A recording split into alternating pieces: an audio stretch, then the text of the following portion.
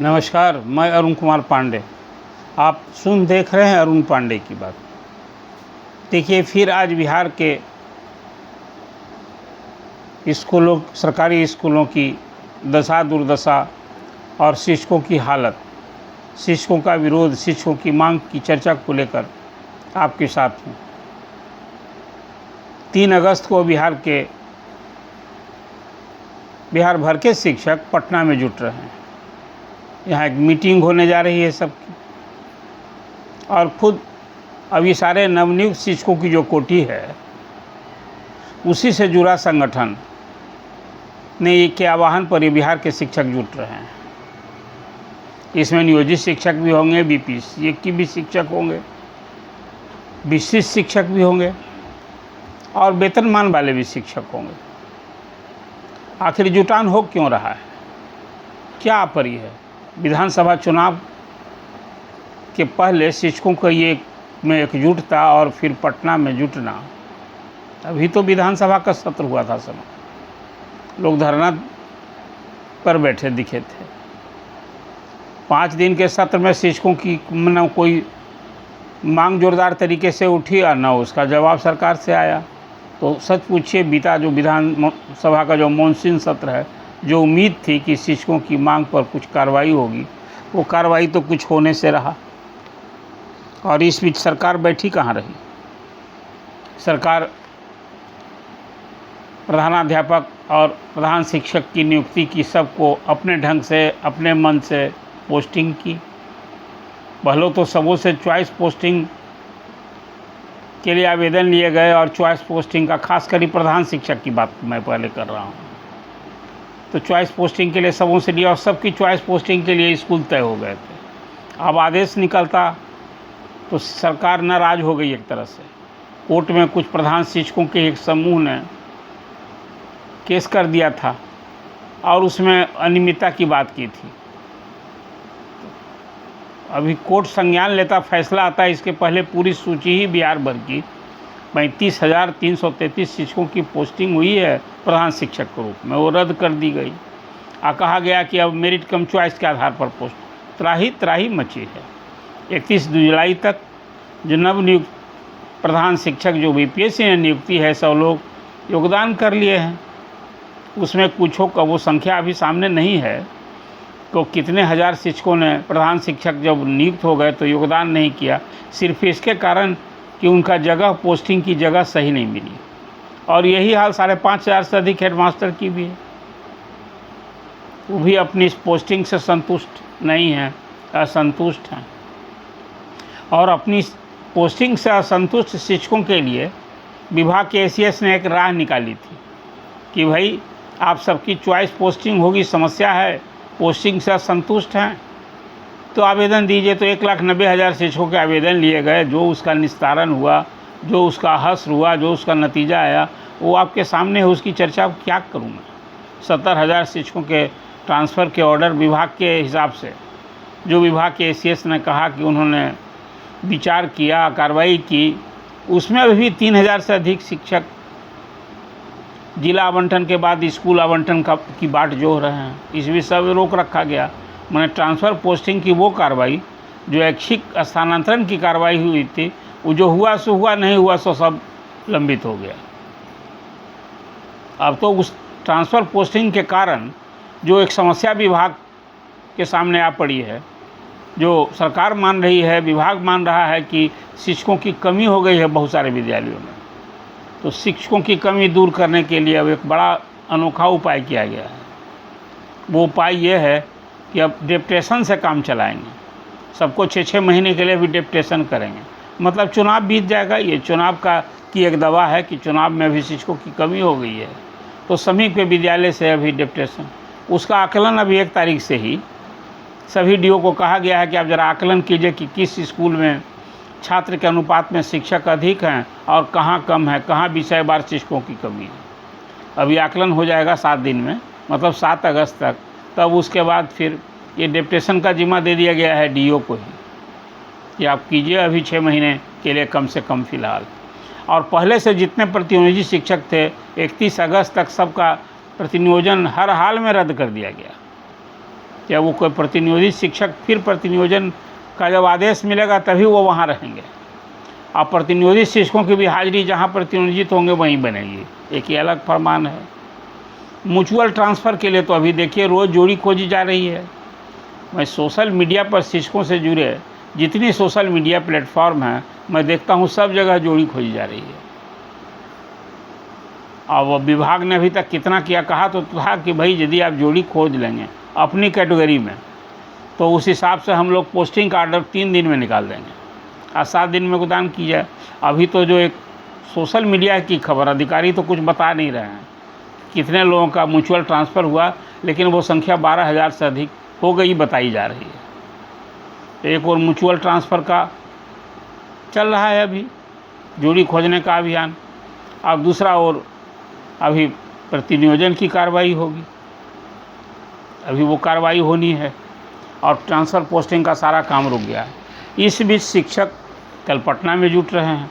अब उनकी पहली मांग है कि हमको बांट कर क्यों रखे हो, काम हम एक ही करते हैं, सभी 1 से लेकर 12वीं क्लास तक पढ़ाते हैं।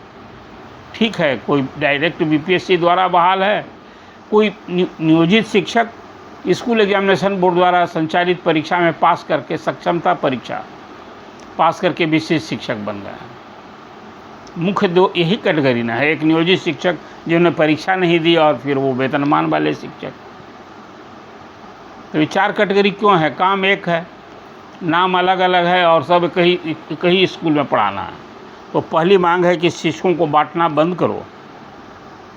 शिक्षकों की अलग अलग जो कोटी आपने बना रखी है, ये डिवाइड एंड रूल वाला, इससे गुणवत्ता थोड़ी शिक्षा में आएगी। ये एक बड़ा पहले मुद्दा है। दूसरा मुद्दा है एक समान विद्यालय तो एक समान कोटी होनी चाहिए, एक समान काम तो एक समान वेतन होना चाहिए। जब सब क्लास 1 से 12 तक पढ़ा ही रहे हैं तो कोई विशिष्ट योग्यता, जो नियोजित शिक्षक 12-15 साल से काम कर रहे हैं तो पढ़ाने की दक्षता तो उन्होंने थे ही, तभी तो आप उनको सेवा में रखे हुए थे। अब एक परीक्षा ली आपने, सक्षमता परीक्षा, तो विशिष्ट हो गए तो पुरानी नौकरी गायब हो गई। अब वो वेतन संरक्षण का युद्ध लड़े, अब वेतन सेवानिवृत्ता का युद्ध लड़ रहे हैं और सब कोई मार्च में और कोई जनवरी में बने हैं विशिष्ट शिक्षक। अभी तो सब लोग इंक्रीमेंट जोड़ रहे हैं, कोई 1 जनवरी से, कोई 1 जुलाई से। और जहाँ Tier 1 Tier 2 वाले हैं उनको कम से कम अब 3 इंक्रीमेंट तो मिल चुका है। तो सेवा अवधि के हिसाब से कहिए तो सीनियर तो हो ही गए हैं बीपीएससी वाले। भले आपने सेवानिवृत्ता का लाभ दिया और सरकार ने फरमान जारी किया कि नहीं विशिष्ट शिक्षक ही जहाँ हैं वही विद्यालय में प्रभार रहे, तो एक तो स्थिति आपने ख़त्म कर दी।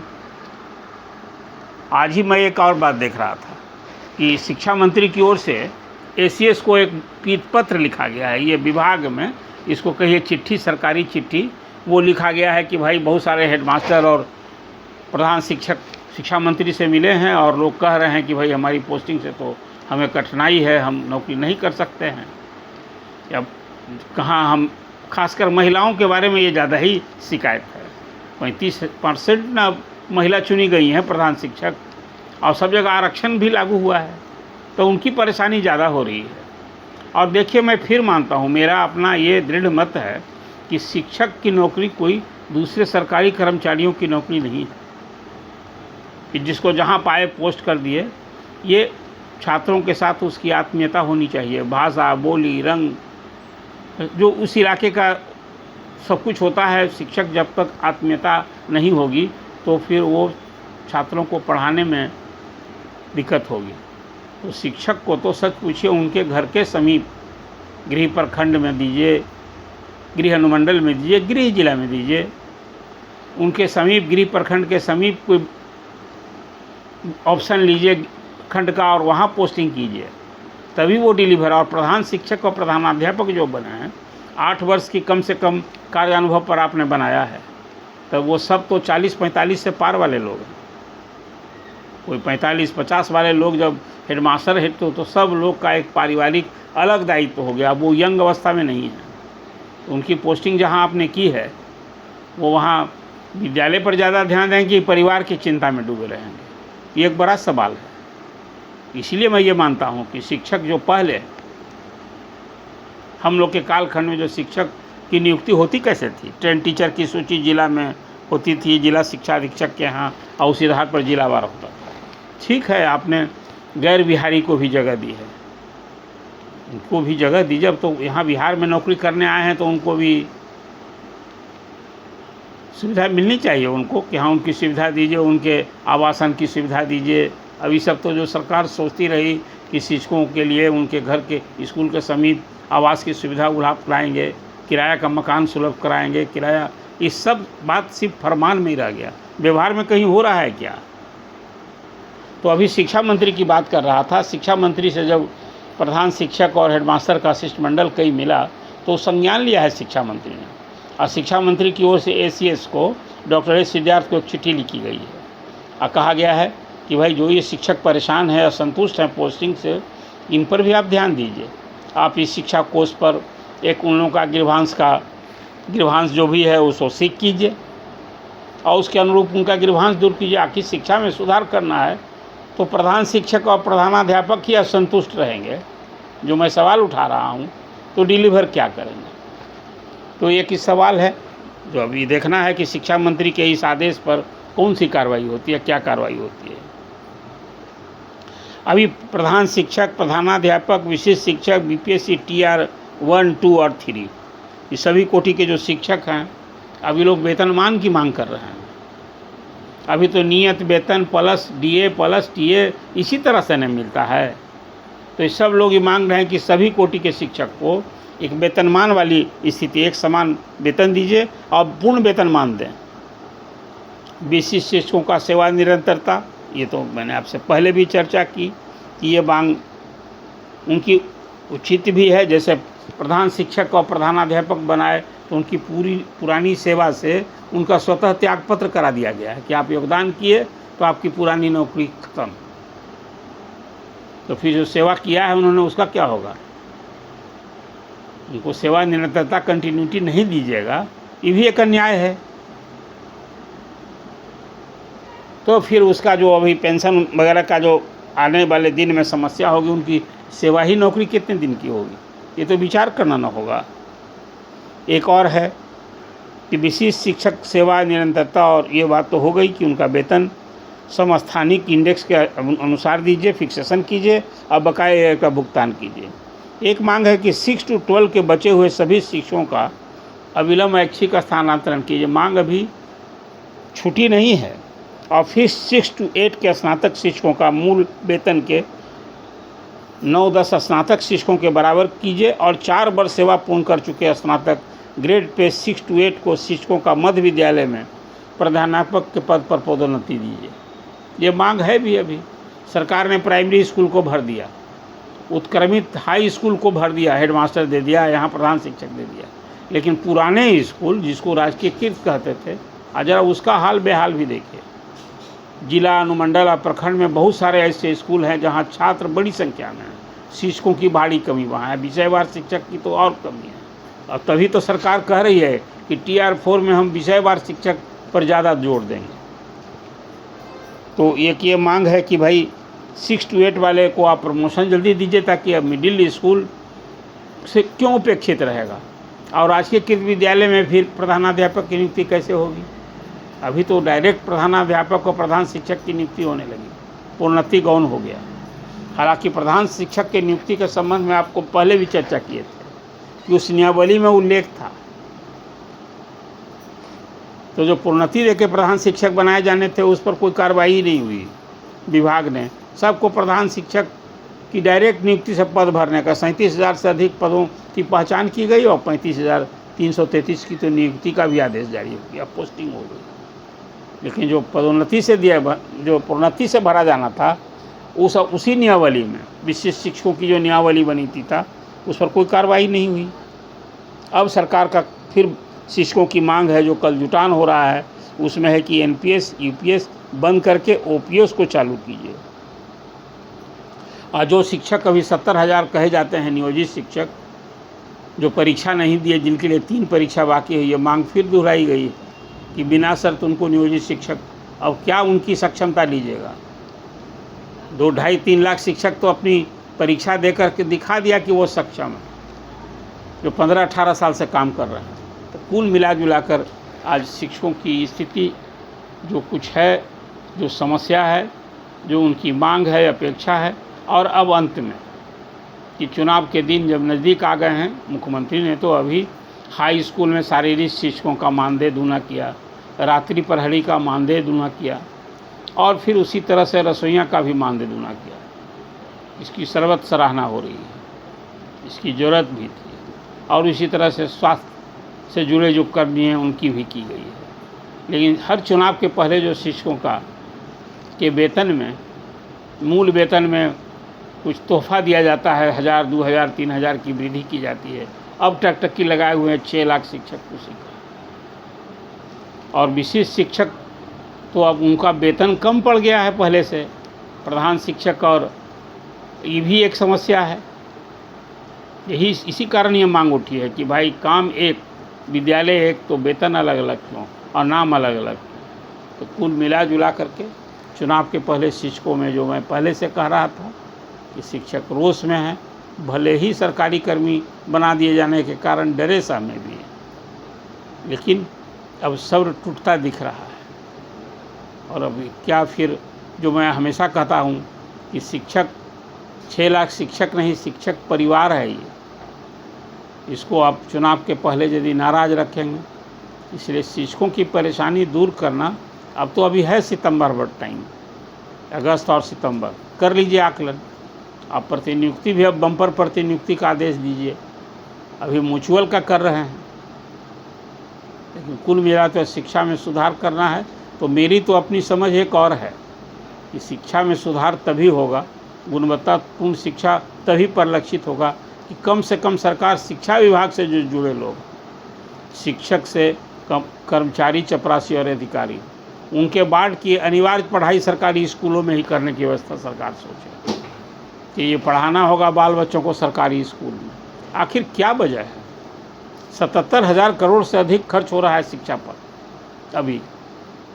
कोई सब संस्कृत, उर्दू, मदरसा सब जोड़ लीजिएगा तो 90,000 स्कूल हैं। नॉर्मल स्कूल 1 to 12 वाले हैं अभी 76-77,000। 6 लाख शिक्षकों की फौज, और कुल मिला जुला कर 8 लाख से अधिक वर्किंग फोर्स है शिक्षक सहित शिक्षा विभाग में। फिर भी ये परसेप्शन क्यों बना है कि प्राइवेट स्कूल में सरकारी स्कूल से पढ़ाई कमतर है, प्राइवेट स्कूल में अच्छी पढ़ाई होती है? क्या प्राइवेट स्कूल में शिक्षकों को सरकारी स्कूल से ज़्यादा वेतन मिलता है? हाँ, वहाँ का एक अलग है परसेप्शन। तो अब तो पिछले वर्षों में सरकार ने सरकारी स्कूल के बच्चों के लिए साइकिल, पोशाक, सब कुछ किया है, स्कूल बिल्डिंग बने हैं, सारे संसाधन जुटाए गए हैं।